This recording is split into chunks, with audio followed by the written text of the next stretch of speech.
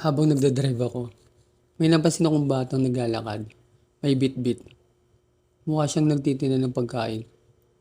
Nakiulos ako dun sa kanyang binibenta. Kaya naisipan kong puntahan siya at baka makatulong ako sa kanya kahit papano. Di pa man ako nakakalapit sa kanya. Nakaramdam na ako ng paghanga. At sa puntong ito, tinawag ko siya. Toy! Ano yan? Ha? Ha? Tingin nga. Anong tawag dyan? Turon. Sorry, akala ko. Turon, galing. Yun na lang yan? Magkano yan? 13 isa. So, dalawa na lang. Ilan na lang yan? 13 isa. Magkano pag dalawa? Gana na. 26. Good. 26. Parang gusto ko tikman niya, kaso ano ako eh. May suka, di ba? Ay, may suka. Turon, di ba? Turon. Iba't ano yun nasa bukote? Ano yun? Turon na may suka? Ayos ah. Hindi lang ako makakatikim ng ganun. Turon na may suka pero 26. No, wait lang. Huwag mo na buksan, wait lang. 26. Teka lang. Hindi kasi ako nagkaano ng suka kasi acidic ako. Nakakatuwa talaga siya. Kasi kitang-kita sa kanya ang pagpupursig may benta niya ang kanyang mga paninda. Hindi ko man siya kilala talaga, pero nararamdaman ko na masipag at mabait siyang bata. Sa isang banda, nakakalungkot dahil sa mura niyang edad ay nagtatrabaho na siya, na imbis maglaro at mag-aaral ang dapat niyang gawin. Pero sa isang banda din, nakakatuwa siya dahil bata pa lang siya, natututo na siyang dumiskarte sa buhay. Ito na lang.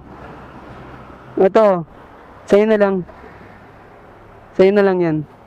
Sipag mo kasi. Ilan yung ilang piraso yung pag nagbibenta ka niyan? Pag umpisa pa lang. Nagsasampo. 10 dinadala mo. Saan ka pa nanggaling? Sa Samala. Doon, sa Samala pa. Tapos nagpunta ka pa doon. Layo Sipag mo Ha? Hindi na, sa'yo na yan. Okay na yan. Nag-aaral ka ba? Anong grade?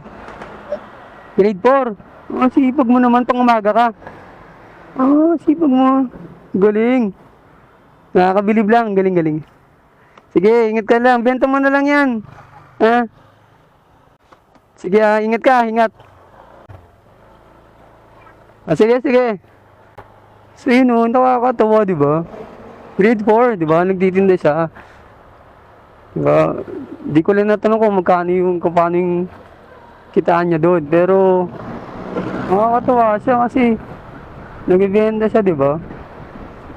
Kaya, pag gusto kasi talagang makatulong sa pamilya o kaya gusto magkapera, may paraan talaga, di ba? Yun nga lang kasi talaga, talagang magbabanat sila ng buto. Nakakatawa lang kasi nakaka-touch lang kasi yung mga panahon ako nung bata ko pa kasi puro lang ako laro. Yun. Puro lang ako laro ewan ko ba doon? Pero siya nakakatawa. Hindi na rin natanong ko ng pangalan niya talaga tsaka kung taga saan kung anong meron sa family niya, kung ano trabaho ng tatit na niya, bakit siya nagtatrabaho ng gano'n, no? Pero yung sana nga focus sana siya sa pag-aaral niya, kaso yun talaga yung kailangan niya gawin siguro. Siguro doon siya kumukuha ng pangbaon niya, nakakatawa siya, sibag niya. Para sa ganong age, nasisipagan ako sa ganong bata. Yung age niya kasi, dapat time yun para sa kabataan na naglalaro lang, na hindi sila nag-iisip ng paraan para paano sila kakain o saan sila kukuha ng pambaon nila. Pero siya, nakakatawa kasi nagtatrabaho siya para sa sarili niya at para sa family niya. So, saludo ako sa iyo, bata! Ang galing mo!